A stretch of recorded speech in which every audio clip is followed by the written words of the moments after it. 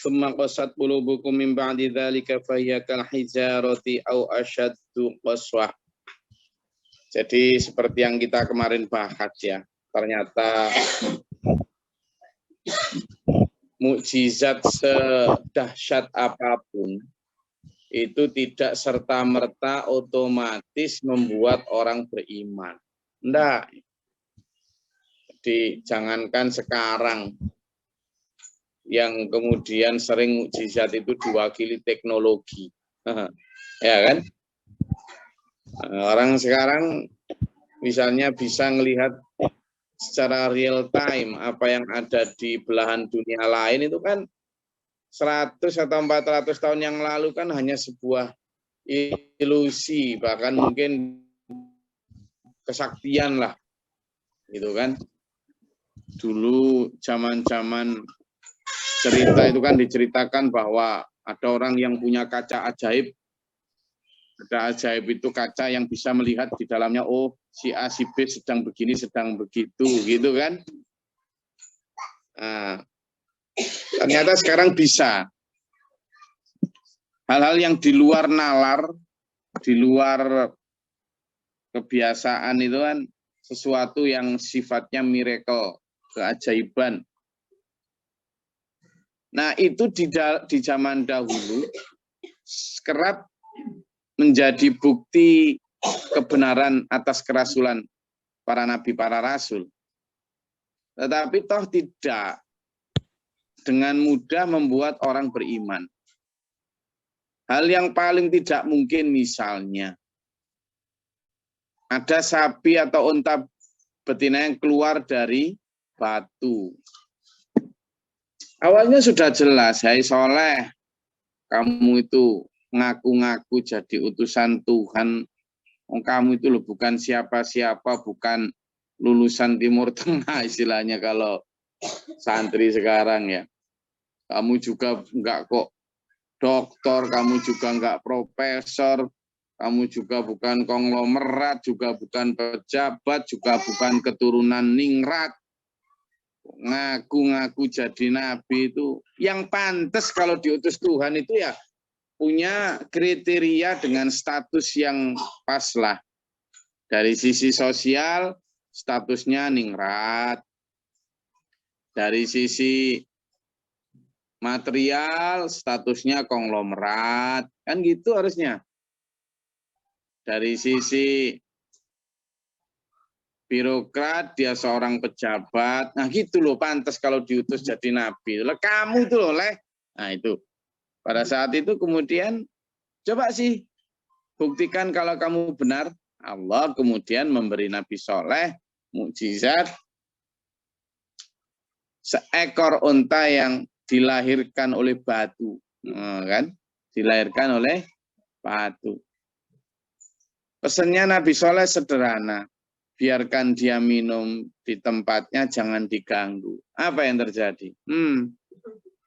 Disembelih sama kaumnya Nabi Soleh. Boro-boro kok kemudian menjadikan itu sebagai bukti lalu beriman. Disembelih.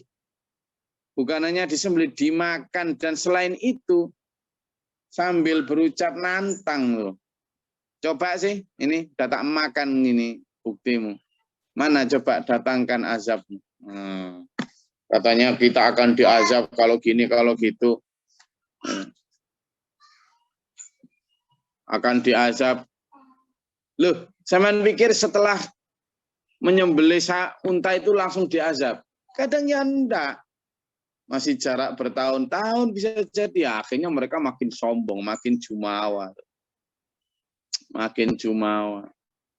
Nah, yang kejadian semacam itu selalu begitu konsepnya ketika ada mukjizat. Sama dengan ketika seekor lidahnya seekor sapi yang berwarna sofra ufaqi, ya kan? Sofra ufaqi itu yang kemarin kita pelajari, warna kuning pekat itu. Lidahnya dipotong lalu dipukulkan kepada mayat yang sudah meninggal. atas izin Allah bangkit hidup lagi untuk memberitahu siapa pembunuhnya. Lo itu kan luar biasa. An extraordinary things. Satu hal yang mustahil atau hal yang mustahil. Ya kan? Tapi apa? Enggak. Terus orang-orang Bani Israil, wah ya Musa, engkau benar-benar Rasulullah. Wah ya Musa, benar-benar. Enggak dia. Ini disebut. Summa qasat qulubukum min ba'di dzalik. Lalu hati kalian tambah keras setelah kejadian itu. Bahkan fahyakal hijarah. Kerasnya hati itu kayak batu itu loh. Au asyaddu qaswah, atau bahkan lebih keras daripada batu. Soalnya apa? Gini loh, dulu. Batu itu kalau kena tetesan air itu, lihat saya. Tes.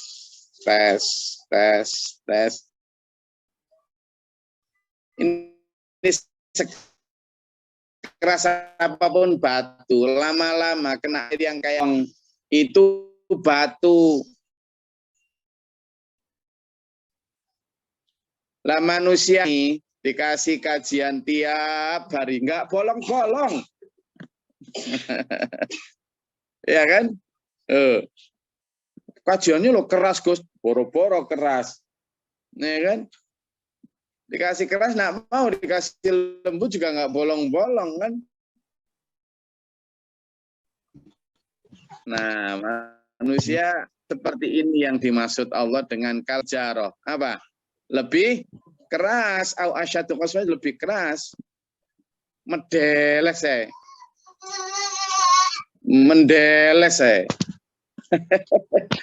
Ya Allah. Ditakut-takutin neraka ya enggak takut. Diiming-iming surga ya enggak kepintut. Manusia sekarang ini sudah enggak usah jauh-jauh zaman dulu Bani Israilnya. Ya. Jadi ini, kenapa? Karena itu tadi tuh loh. Sudah diberikan begitu banyak amsal. Apa? Banyak percontohan. Tapi manusia itu aksarokum itu apa? Jidal. Lebih banyak membantah. Itulah. Sudah diberi banyak sekali contoh. Sudah diberikan begitu banyak contoh perumpamaan di dalam Al-Quran itu. Tapi kebanyakan manusia banyak bantahnya. Banyak apa? Banyak menyangkal. Itu. Seperti sampean buka coba dalam surat Al-Kahfi ayat 54. Oh, dalam surat Al-Kahfi ayat 54, jangan lihat di situ. Betapa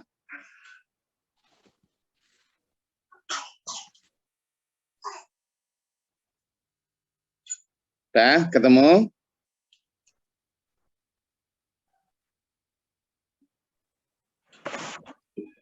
A'udzubillahi minasyaitonirrajim. Bismillahirrahmanirrahim.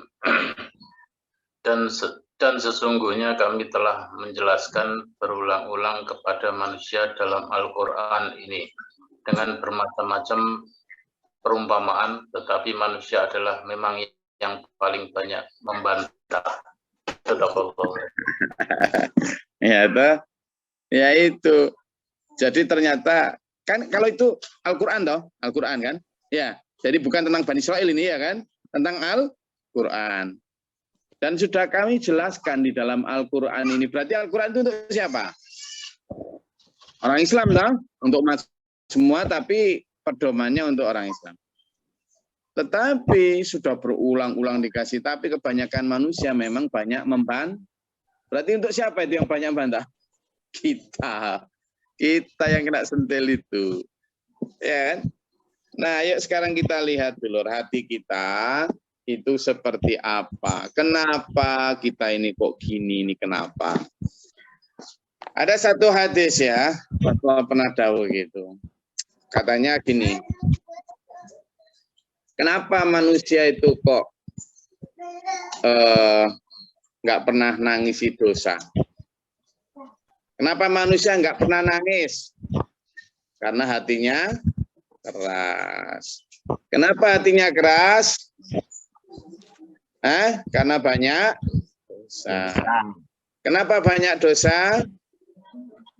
Karena apa? Cinta. Karena cinta dunia. Kenapa cinta dunia? Karena nggak ingat mati. Gitulah. Saya ulangi. Kenapa manusia nggak pernah menangis? Karena hatinya keras. Kenapa hatinya keras? Karena banyak dosa. Kenapa banyak dosa? Karena nggak ingat. Karena banyak cinta dunia. Kenapa cinta dunia? Karena nggak ingat mati. Urutannya begitu. Maka kalau kita ingin menghilangkan kerasnya hati, tinggal diurut aja. Kalau tadi misalnya, kenapa tidak pernah bercucuran air mata? Karena hatinya keras. Kenapa hatinya keras? Karena banyak dosa. Kenapa banyak dosa? Karena cinta dunia. Kenapa cinta dunia? Karena nggak ingat mati. Berarti kalau ujungnya biar kita itu apa? Hatinya nggak keras, pertama, ayo sering ingat mati. Kalau nanti sudah ingat mati, insya Allah nggak cinta dunia. Kalau nanti nggak cinta dunia, sementara hubbud dunya sukul li khati'atin, cinta dunia itu pangkal dari segala kejahatan. Insya Allah kalau sudah nggak cinta dunia, nggak banyak dosa. Kalau nanti nggak banyak dosa, insya Allah hatinya lembut. Begitu hatinya lembut, insya Allah menerima peringatan itu mudah dan kemudian hatinya gampang tersentuh. Ingat Nabi Muhammad SAW, para sahabat dari Umar bin Abu Bakar, Umar bin Khattab, Utsman, Ali itu orangnya sering basah pipinya oleh air mata loh, dulur. Orang beriman itu begitu. Orang beriman itu nggak keras hatinya. Nggak keras, coba dibuka di surat Al-Isra, coba ayo dibuka. Orang surat Al-Isra, coba dibuka ya. Ciri orang beriman, banyak ciri orang beriman, tapi ini bukanya surat Al-Isra aja. Ya. Surat Al-Isra, ayat terakhir tuh. Ya, mulai dari ayat 108, 107, 108, 109, ya coba. Satu-satu gantian. Biar kita tahu ciri orang beriman kebalikan dari orang-orang yang qasat qulubuhum tadi. Ayo. Mulai dari ayat 107 sampai 109 gantian satu-satu. Enggak. Yang sudah tadi gantian yang belum. Ayo. Silakan. A'udzubillahi minasyaitonirrajim. Bismillahirrahmanirrahim. Katakanlah Muhammad, berimanlah kamu kepadanya Al-Quran, atau tidak usah beriman sama saja bagi Allah. Sesungguhnya orang telah diberi pengetahuan sebelumnya apabila Al-Quran dibacakan kepada mereka. Mereka mengungkurkan wajah bersujud. Oke, lanjut. Ayat ke-108. Terus. A'udzubillahi minasyaitonirrajim. Bismillahirrahmanirrahim. Dan mereka berkata, Maha suci Tuhan kami, sungguh janji Tuhan kami pasti dipenuhi. Shadaqallahul adzim. Oke, lanjut gantian. Tunggal malih sinten. A'udzubillahi minasyaitonirrajim. Bismillahirrahmanirrahim. Dan mereka menyungkurkan wajah sambil menangis dan mereka bertambah khusyuk. Shadaqallahul adzim. Itulah hati orang beriman. Ketika dibacakan ayat-ayat Allah, ketika dibacakan firman-firman Allah, hati mereka itu terus nyentuhnya itu kepada dirinya itu. Waduh, itulah aku berarti. Gitu orang beriman itu. Enggak kok terus itu kan Bani Israil, itu kan orang kafir. Enggak gitu. Selalunya refleksinya itu kepada dirinya sendiri. Sehingga yang dibaca tadi itu Hatinya kemudian ya Allah, kok gini ya Allah, kemudian itu. Sehingga apa? Orang-orang beriman itu idza sami'u ma unzila ilar rasul tara a'yunuhum tafidu minad dam'i mimma arafu minal haq. A'udzubillahi minasyaitonir rajim. Idza ketika sami'u mereka mendengar ma unzila ilar rasul, apa yang diturunkan kepada rasul, tara, lihatlah, a'yunahum, mata mereka, tafidu minad dam'i. Nah, itu dijelaskan itu. Jadi kalau dibilang, oh saya ini tidak nangis tapi hati saya nangis, ini tidak. Diterangkan jelas, tara a'yunahum, lihat mata mereka. Terus diterangkan tafidu minad dam'i, bercucuran air mata. Berarti bukan hatinya aja. Ini ada orang-orang yang sok-sokan tidak mau. Itu kemudian, enggak, hati saya yang nangis. Enggak usah kelihatan nangis. Enggak, itu kelihatan. Jelas tuh. Jadi tangisnya bukan hanya tangis hati, tapi bahkan kelihatan. Rasulullah sering, para sahabat sering sekali. Masa kita lebih beriman tingkatannya daripada sahabat? Ya enggak mungkin. Kalau sahabat aja begitu, itu adalah ciri orang yang lembut hatinya. Ya, orang yang sangat lembut hatinya. Yang ketika dibacakan, ya, idza sami'u ma unzila ilar rasul, apa yang diturunkan itu dulu ciri orang-orang beriman zaman-zaman dulu itu, ya. Begitu. Nah, ini coba dibuka di surat Al-Maidah biar kita ini di surat Al-Maidah ayat 83. Enggak, gantian yang belum. Biar saya ingin memberi antitesa dari ayat yang sedang kita pelajari. Seperti apa sih orang-orang yang lembut hatinya itu? Coba dilihat di surat Al-Maidah ayat 83.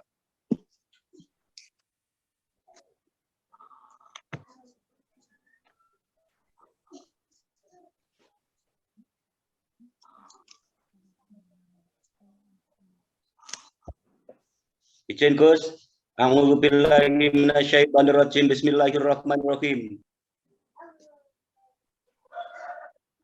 Al-Maidah ya, ayat 83. Al-Maidah. Ya, Gus.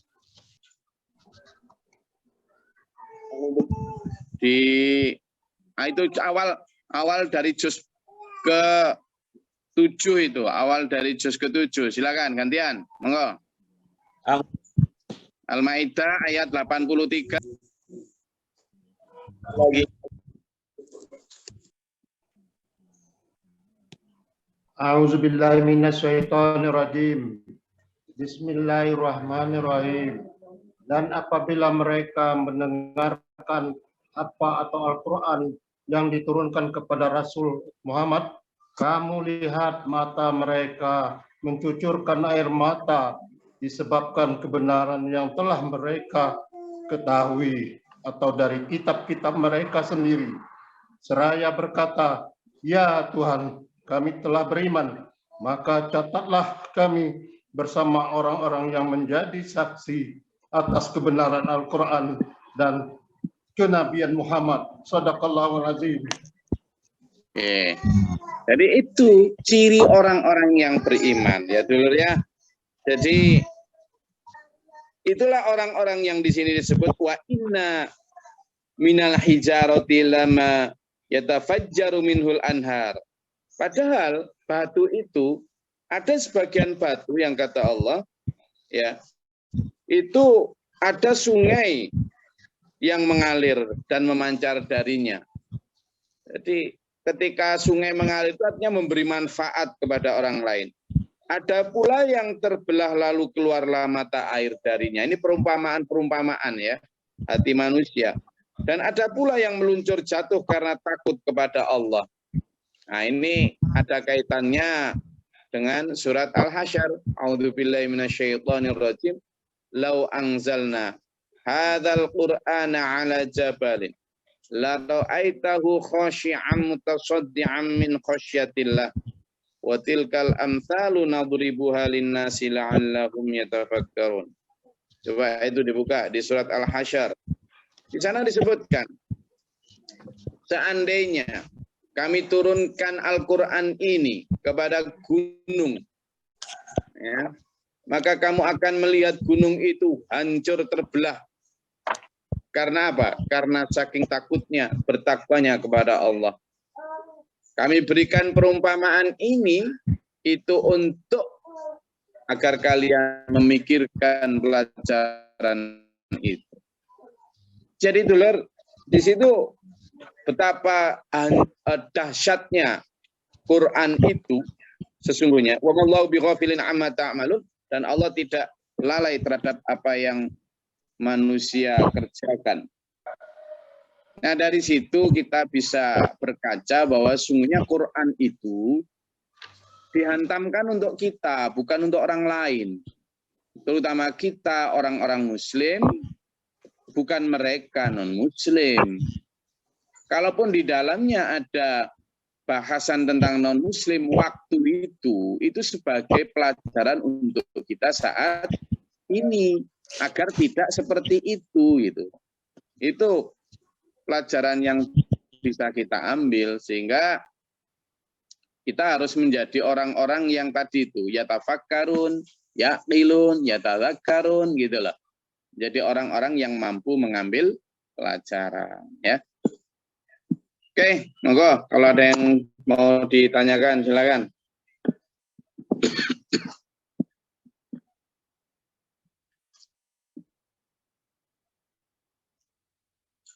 Silakan.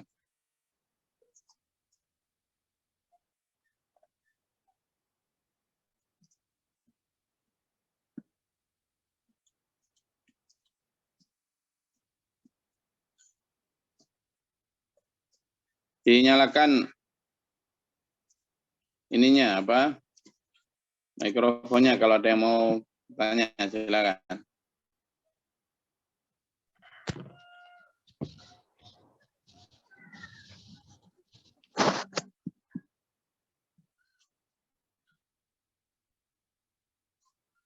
Monggo ada?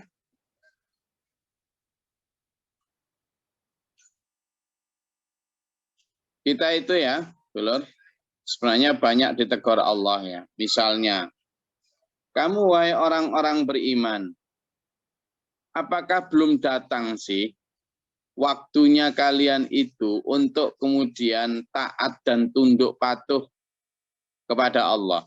Itu ada itu, kalimat begitu. Itu. Alam a'udzubillahi minasyaitonirrajim, alam yakni lilladzina amanu an takhsha'a qulubuhum lidzikrillah. Itu ya, coba dibuka tuh dalam surat Al-Hadid.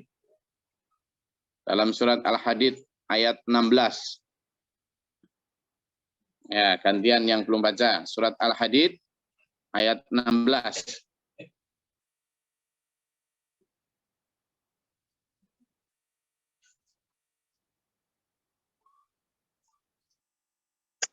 Sudah ketemu?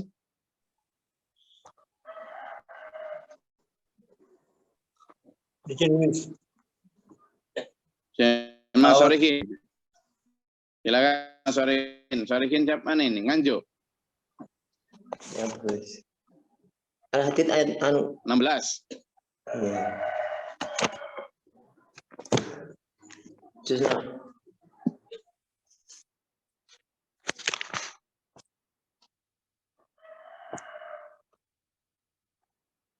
Al-Hadid itu surat yang keberapa, Gus?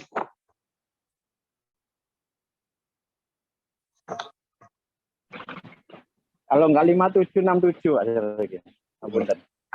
Kalau enggak lah ya enggak apa-apa wis. Kalau enggak itu berarti ya iyalah. Ayo Mas Sarikin, berarti udah nyalain mikrofon kok. Enggak temu itu loh. Bismillahirrahmanirrahim. Tibalah waktunya bagi orang-orang yang beriman untuk secara khusyuk mengingat Allah dan mematuhi kebenaran yang telah diwahyukan kepada mereka. Dan janganlah mereka berlaku seperti orang-orang yang telah menerima kitab sebelum itu, kemudian mereka melalui masa yang panjang sehingga hati mereka menjadi keras dan banyak di antara mereka menjadi orang yang fasik.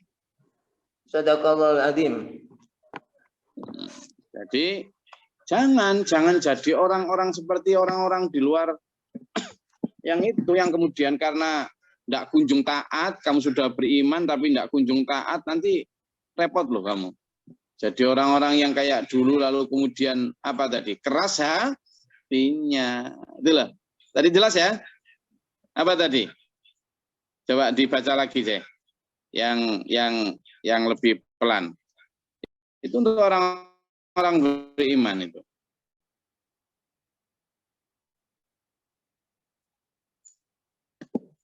Ayo dibaca lagi yang pelan-pelan. Coba dibaca. Siapa?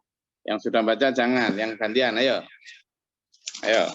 Biar pelan. Itu untuk orang beriman tuh ya. Untuk orang beriman. Kalau tadi kan untuk Bani Israil. Sekarang ini untuk orang kita ini. Kita beriman. Juga. Ayo. Ya gantian. Oke, izin Ustaz. A'udzubillahi minasyaitonirrajim. Bismillahirrahmanirrahim. Belum tibakah waktunya bagi orang-orang yang beriman untuk secara khusyuk mengingat Allah dan mematuhi kebenaran yang telah diwahyukan kepada mereka.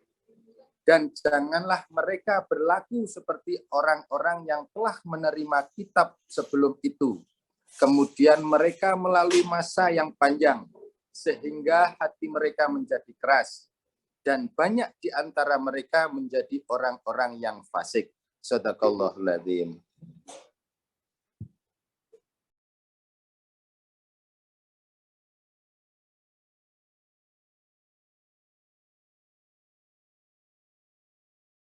Itu loh, kata Allah dalam firman Allah dalam surat Al-Hadi tadi itu disampaikan bahwa kalau kamu nanti nggak segera taat, kamu masih nunda-nunda, itu nanti kamu jadi kayak orang-orang terdahulu itu. Jadi orang-orang yang kemudian makin lama makin keras hatinya. Nanti jadi gitu kamu. Itu. Jangan. Gitu ya. Jadi malah kadang ditertawakan dan tidak menangis. Itu. Nah, coba dibuka dalam surat An-Najm.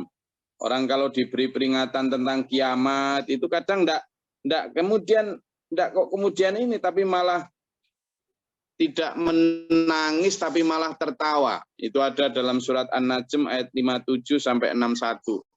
Nanti dibaca sendiri ya. Ayat 57 sampai 61. Jadi kenapa kamu malah tadhakun wala tabkun?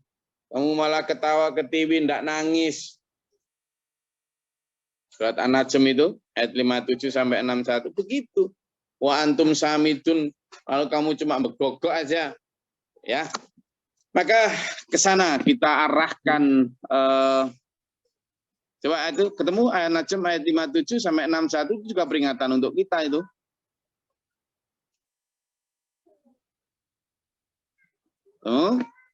Sambil belajar membuka ayat yang saling bertautan ya. Di sini kita ketemu ayat 57 surat An-Najm sampai ayat 61. An-Najm itu surat ke-53. Yo, panggil. Ayat 57 sampai 61. Itu pertanyaan-pertanyaan Allah untuk kita juga.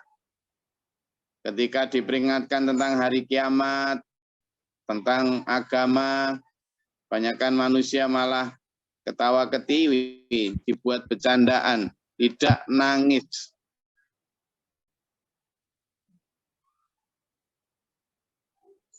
Monggo, silakan. Yang belum baca, silakan. Yang sudah ketemu, silakan dibaca.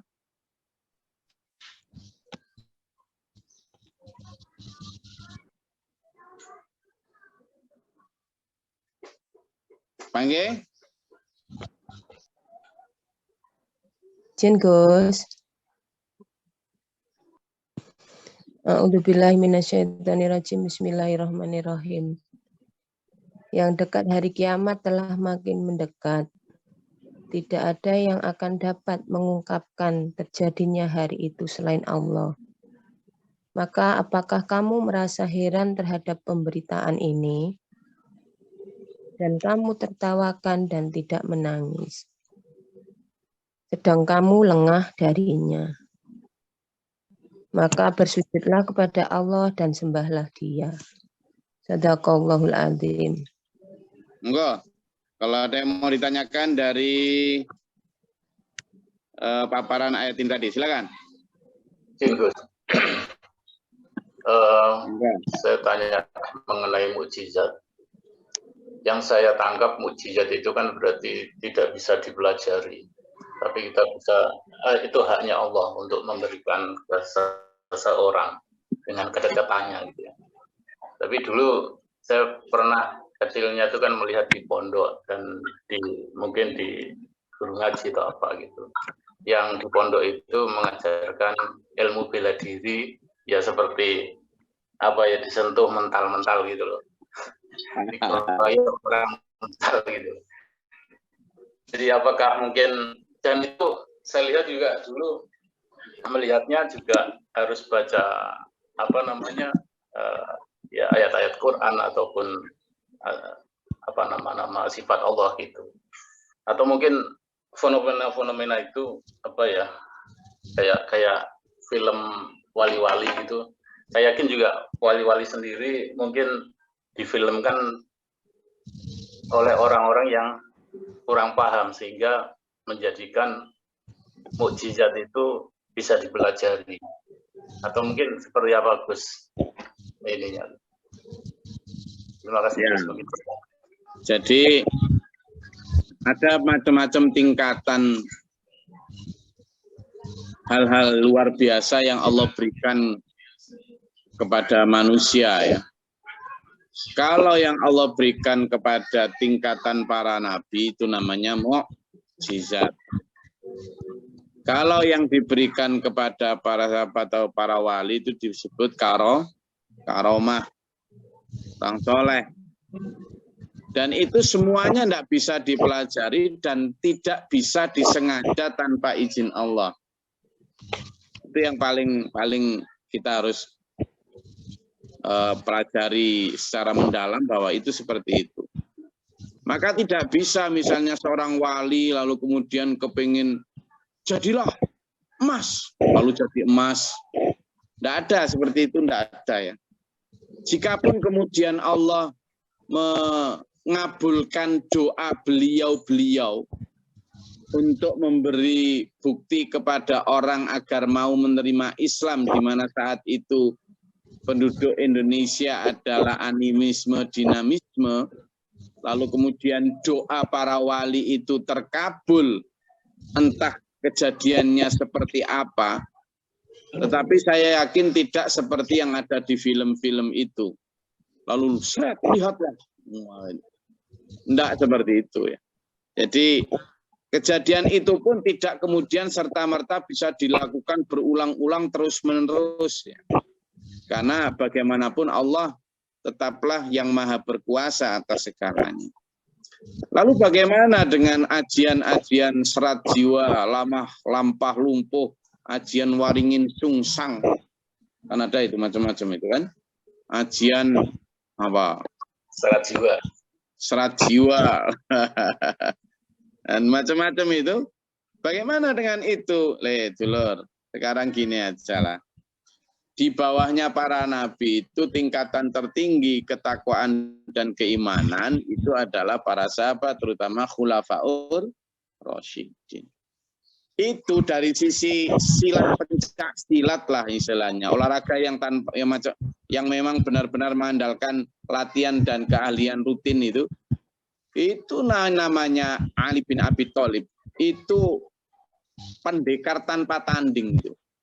Setiap kali ada kayak misalnya perang yuk, kemudian biasanya kan diawali dengan tanding dulu antara para jawara mereka. Jawaranya orang kafir siapa, jawaranya orang beriman siapa.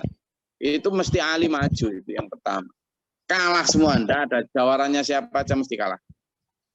Tapi itu ya enggak kok kemudian mengandalkan hoing, sang, waringin, sungseng, jelong, melocot, terus mental semua, enggak ada begitu. Ya tetap dengan keahlian yang memang dilatih, kalian pedang, kalian tombak, kalian itu dilatih, latihan memang. Sehingga apa? Terbukti bahwa bahkan Nabi Muhammad SAW sekalipun ketika dilempari batu ya berdarah. Ketika di perang Uhud ya toh, dia ya berdarah, di perang Tabuk ya berompal giginya. Bahkan Umar bin Khattab wafat terbunuh, Ali bin Abi Thalib wafat terbunuh, Utsman bin Affan wafat terbunuh. Kalau memang kesaktian seperti itu ada, kenapa enggak di usyar terus mental semua, kenapa enggak digituin? Kan gitu. Kalau memang ajian kebal itu ada, kenapa beliau-beliau enggak kebal? Masa doa dan mantranya kalah sama orang-orang sekarang? Kan ya enggak mungkin itu kan? Gitu loh. Artinya apa? Memang ada yang namanya sihir, Mas Saiful ya. Sihir. Sihir itu ada sejak dulu. Sihir itu ada. Jadi kalau kemudian kayak tampak kebal, kayak bisa menghilang, kayak pental itu ya itu tadi bantuan-bantuan para jin tadi. Lah terkait dengan misalnya membaca ayat ini, ayat itu ya urusan dia. Iblis, jin, setan itu juga bisa baca Quran kok. Jangan salah. Malah mereka yang kadang mencuri dengar ketika wahyu itu diturunkan. Dulu ada seorang santri ya di pondok kita di SPMA sana yang sebelum mondok itu sudah ikut ajian kayak gitu. Dia punya ajian itu memakai Fawatihus Suara yang berbunyi kaf ya ha ain sod jedor, dia nabrak dinding terus pingsan. Dia sendiri yang nabrak dinding. Ya, ada Gus yang tidak itu sama Fadlan itu Gus.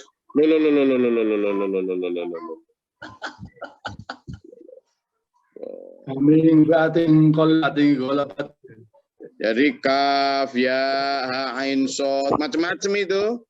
Nah, jadi yang kayak gini enggak ada ya, dalam Islam itu enggak ada. Maka sampean enggak usah ikut-ikutan yang kayak gitu. Ada juga yang dengan raja, dengan apa, enggak usah ya.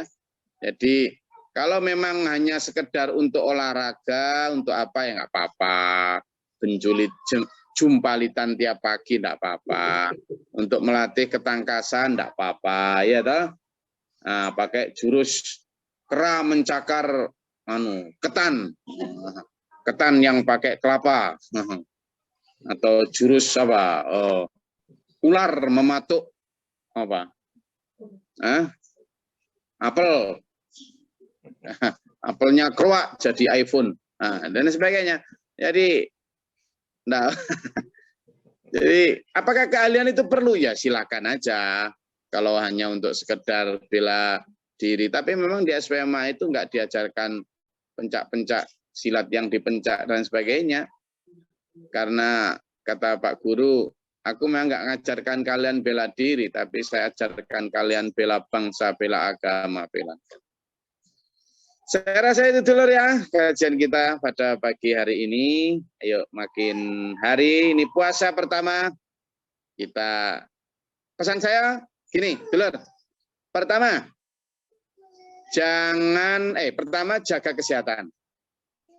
Jaga kesehatan, jaga istirahat, jaga makan. Saya ulangi, jaga kesehatannya, jaga istirahatnya, jaga pola makannya. Jangan ngawur, ya, memforsir diri. Makan juga jangan berlebihan, jajan juga secukupnya. Istirahat secukupnya, tapi jangan kemudian, lah ini kan puasa, yang namanya tidurnya orang puasa itu kan pahala, terus tidur, terus siangnya jangan. Enggak, itu enggak pahala itu. Nah, ini sudah siap-siap ini. Ini tidurnya orang puasa kan pahala. Wah, habis ngaji terus tidur, awas ya nanti. Ya, dilarang kajian tafsir ini, jamaahnya tidur pagi. Kerja, biasa. Nabi Muhammad SAW pada saat perang Khandaq gali parit mengelilingi kota itu puasa kok. Jadi puasa enggak boleh menghalangi kerja. Tetap kerja. Jadi sekali lagi, tetap istirahatnya dijaga. Maksudnya apa? Kalau malam, jangan lebih dari jam 10 lah, jam 11. Supaya apa? Bisa tahajud tuh. Jam 3, jam setengah 4 biasa tahajud. Biar fresh. Kalau jam 10 sudah istirahat, fresh. Jangan begadang. Gus, saya wiritan. Iya, wiritan silakan. Wiritan habis sisa sampai jam 10 itu panjang itu sudah. Nanti tahajud, bangun. Sehingga sekali lagi jaga kesehatan, jaga pola makan, jaga istirahatnya. Ya, istirahatnya malam. Kalau pagi tetap bekerja. Siap, yang kedua, jangan harap-harap buka puasa. Jangan harap-harap buka. Jangan harap-harap buka. Haraplah diterima puasa kita oleh Allah. Haraplah diterima puasa kita, haraplah mendapat ampunan dan ridho. Sekali lagi, jangan harap-harap buka puasa, tapi haraplah diterima puasa kita, diterima mendapatkan ridho dan ampunan Allah oleh ya. Itu aja pesan saya, dan ayo banyak bersedekah.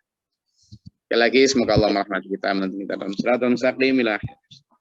Allah menjaga kita dengan cara apa? Kita banyak tadarusnya, jangan lupa ya, minimal khatam sekali itu minimal. Langsung baca gledok-gledok enggak masalah ya, pelan-pelan gitu enggak apa-apa. Yang penting harus khatam. Jadi jangan, wah saya enggak sempat. Ayo disempat-sempatkanlah hidup ini. Mengkhatamkan cuma sekali aja, masa enggak sempat sih? Ya. 1 lembar, 2 lembar, sehari 1 juz. Nah, sehari minimal 1 juz itu. Sehingga dalam 29 hari, insya Allah khatam 30 juz. Sanggup? Insya Allah. Ayo, dulur semua bangun, sanggup? Ya, insya Allah, Gus. Insya Allah. Bareng-bareng nanti. Yang enggak bisa kita bareng-bareng kita gandeng. Semoga Allah menerima puasa kita, memberikan kepada kita ampunan dan ridhonya. Allahumma sholli ala Muhammad. Allahumma fil mu'minin. Allahumma atina fi man hadayta wa afina fi man afayta wa barik lana fi ma atayta. Amin. Taufiq wa taufiq ilaika. Allahumma taqabbal bala wal waba wa hasina nusina syukran. Rabbana la taj'alna fi al-dhalim. ربنا ما نقبت بنا ما شهدت ربنا لا تزغ قلوبنا بعد إذ هديتنا وأرنا مناسكنا وتب علينا إنك أنت التواب الرحيم ربنا آتنا في الدنيا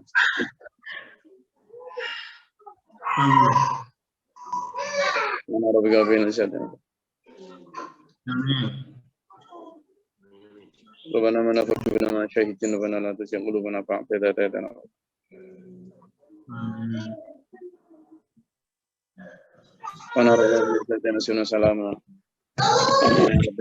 Assalamualaikum warahmatullahi wabarakatuh.